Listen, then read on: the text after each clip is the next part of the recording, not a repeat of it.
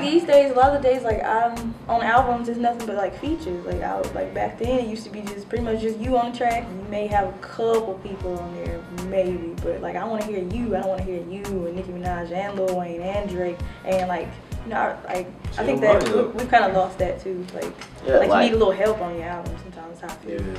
Like the way I see it is, back in the day, you made your album, but today, you, the beat, your producer, the person who's writing for you, the people who help you, they all make your album today.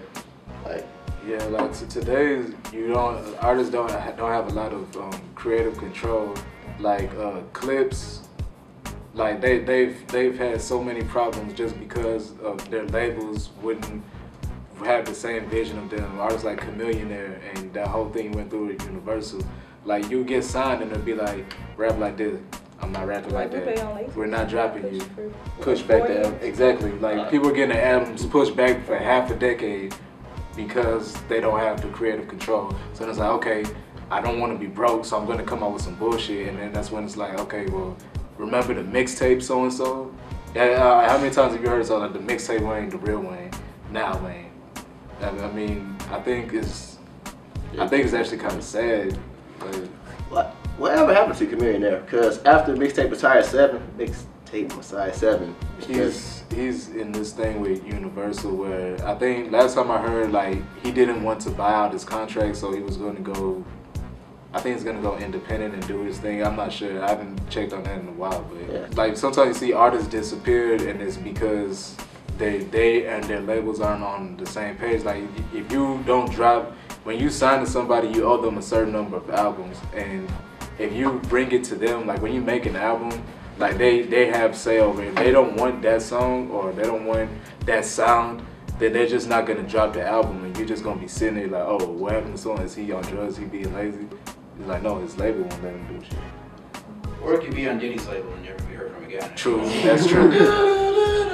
Speaking of that, like how I was asking people earlier, but how long do you think like Rick Ross will last? Because I feel like his sound is still the same. I mean, he's gonna die in like a couple of months. Hey, nutrition flavor. The guy's having strokes on his track. I mean, everybody thinks,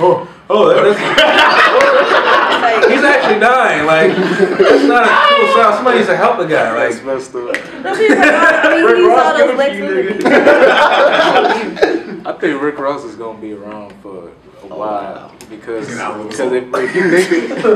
you think about it, like he's a businessman that just happens to make words rhyme. Like he tried to sign Wiz Khalifa in 08, and look how much Wiz Khalifa like he saw that in 08.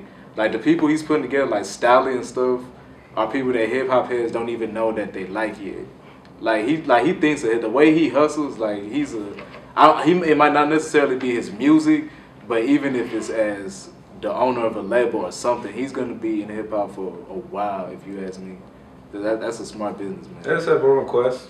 Don't never go on a show and not wear a shirt. Oh yeah. If you guys know what I'm referring to, that one award show, he came out there thinking he was gonna rock some tats. You need a bra. That was a bad idea. That was a bad idea. I just don't understand how you can get away with having a career, but how you're a heavy, big-time drug dealer, and you were a correctional officer before. I don't understand that either. Like, how do you let him get away with that, you know? The same way. Because people don't know. People, he has pictures of him like in his little certificate, shaking the warden's hand. Hi, Mom. I don't understand how that works. That's beyond me. I don't know how. It's like we kind of just pushed it under the rug. Like we know, but yeah. The way I see it, if DJ Khaled could be a rapper, then anything's possible. Because DJ Khaled, I'm going in. You haven't said. I thought he was a hype man. That's what I thought he was like a Lil Wayne. Like he's really an MC.